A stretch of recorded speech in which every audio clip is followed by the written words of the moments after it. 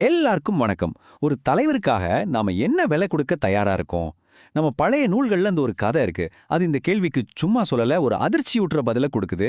இது ஏதோ அந்த காலத்து கதைன்னு மட்டும் நினைச்சிடாதீங்க. இன்னைக்கு நாம அதிகாரத்தை எப்படி பார்க்கறோங்கிறதுக்கு இது ஒரு கண்ணாடி மாதிரி. வாங்க இத பத்தி கொஞ்சம் ஆழமா பார்க்கலாம்.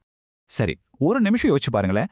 நீங்க ஆசைப்பட்ட மாதிரி ஒரு தலைவர் கிடைச்சிட்டாரு, சூப்பர். ஆனா அதுக்காக நீங்க கொடுக்க வேண்டிய விலை உங்க சுதந்திரம், உங்க சொத்து, ஏன் உங்க எதிர்காலமேனா என்ன பண்ணுவீங்க? இந்த மாதிரி ஒரு கஷ்டமான முடிவுல இருந்தா நம்ம கதையை ஆரம்பிக்குது. நம்ம கதை எங்க தொடங்குதுன்னா, சாமுவேல் முதல் புத்தகத்துல. அப்போ இஸ்ரேலோட பெரியவங்கெல்லாம் ஒண்ணு கூடி ஒரு கோரிக்கை வைக்கிறாங்க. அது சாதாரண கோரிக்கை இல்ல, அவங்க தேசத்தோட தலையெழுத்தையே மாத்த போற ஒரு கோரிக்கை. அவங்க என்ன கேட்டாங்க தெரியுமா? ரொம்ப சிம்பிள். எல்லாரையும் மாதிரி எங்களுக்கு ஒரு ராஜா வேணும், அவ்வளவுதான். அவங்களுக்குன்னு தனியா ஒரு அடையாளம் இருக்கிறத அவங்க ஒரு சுமையா பார்த்தாங்க. அவங்களுக்கு தேவைப்பட்டது சண்டையில முன்னாடி நின்னு வழிநடத்த ஒரு பாதுகாப்பு இருக்கிற மாதிரி ஒரு உணர்வை கொடுக்க அவங்கள மாதிரி ஒரு மனுஷன், ஒரு ராஜா. சரி, அவங்க கேட்ட மாதிரியே கடவுளும் ஒத்துக்கிட்டாரு. ஆனா ஒரு பெரிய ட்விஸ்டோட, ஒரு பயங்கரமான எச்சரிக்கையோட அந்த சம்மதம் வருது.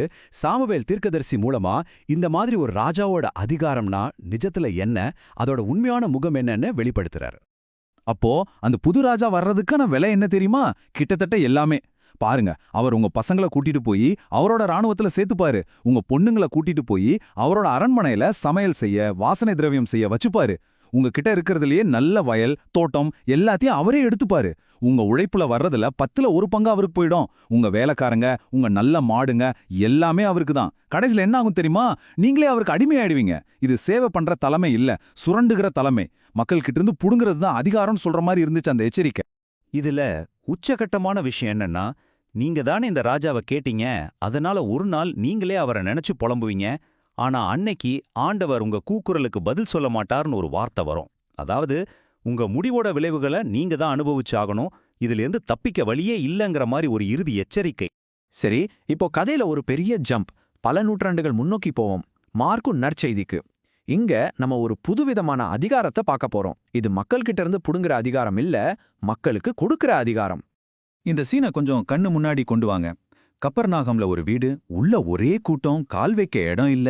அப்போ 4 நண்பர்கள் அவங்களோட பக்கவாதத்தால பாதிக்கப்பட்ட நண்பனை எப்படியாவது இயேசுகிட்ட கொண்டு போகணும்னு வீட்டின் கூரையே பிரிச்சு அவரை கீழே இறக்குறாங்க. பாருங்க, என்ன ஒரு நம்பிக்கை! அந்த ரூம்ல இருக்கிறவங்களுக்கு ஒரே ஆச்சரியம், சந்தேகம், ஒருவித பதட்டம். ஏதோ பெருசா நடக்க போகுது. அப்போ இயேசு என்ன சொல்றாரு தெரியுமா? மகனே, உன் பாவங்கள் மன்னிக்கப்பட்டன. அவ்வளவுதான். அங்கிருந்து எல்லாருக்கும் அப்படியே ஒரு நிமிஷம் ஷாக். ஏன்னா அவர் அந்த மனுஷனோட உடம்பு சரியில்லாததை சரி பண்றதுக்கு முன்னாடி அவரோட ஆன்மாவோட பிரச்சனையை சரி பண்றாரு. இது அந்த காலத்துல ஒரு பயங்கரமான புரட்சிகரமான வார்த்தை. உடனே அங்க பிரச்சனை ஆரம்பிக்குது. அங்கிருந்த மத அறிஞர்கள் மனசுக்குள்ளேயே பேசிக்கிறாங்க. என்ன இது? கடவுளை தவிர வேற யார் பாவத்தை மன்னிக்க முடியும்? இது கடவுளையே பழிக்கிற மாதிரி இல்ல இருக்கு. அவங்களோட நம்பிக்கையின்படி பாவத்தை மன்னிக்கிற அதிகாரம் கடவுளுக்கு மட்டும்தான் உண்டு. அவங்க மனசுல என்ன ஓடுதுன்னு இயேசுவுக்கு புரியுது. சும்மா வார்த்தையில மட்டும் பேசிட்டு போகாம தன்னோட அதிகாரத்துக்கு ஒரு மறுக்க முடியாத ஆதாரத்தை காட்டலான்னு முடிவு பண்றாரு. அப்போ அவரு ஒரு கேள்வி கேட்கிறாரு. ரொம்ப புத்திசாலித்தனமான கேள்வி. யோசிச்சு பாருங்க, 2 விஷயத்துல எதை சொல்றது சுலபம்? உன் பாவம் மன்னிக்கப்பட்டுச்சுன்னு சொல்றதா, இல்ல எழுந்து உன் படுக்கை எடுத்துக்கிட்டு நடன்னு சொல்றதா? முதல் விஷயம் கண்ணுக்கு தெரியாது, அது உண்மையா பொய்யான்னு யாருக்கும் தெரியாது.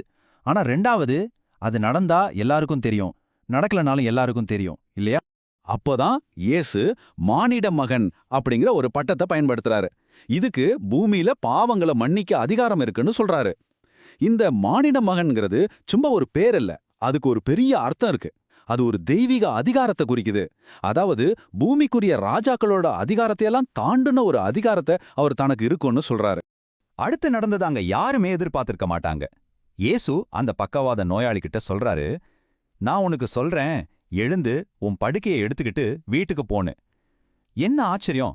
அந்த மனுஷன் உடனே எழுந்து அவரோட படுக்கையை எடுத்துக்கிட்டு எல்லாரும் பார்க்க நடந்து போறாரு. வார்த்தைகள் மட்டும் இல்ல, செயல்லையும் அதிகாரம் நிரூபிக்கப்பட்டுச்சு.